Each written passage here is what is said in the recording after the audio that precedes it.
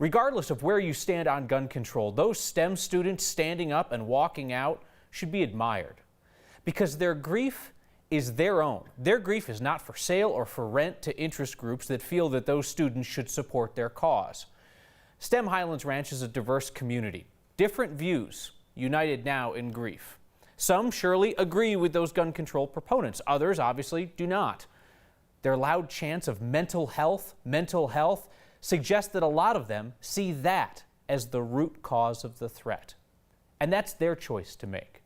In Parkland, Florida, many students decided to add their voices to the gun control movement. STEM School Highlands Ranch students may choose to make mental health their rallying cry. But that choice belongs to the students who bear the burden of the grief. It does not belong to the adult activists and the politicians who tried to co-opt it for their cause last night.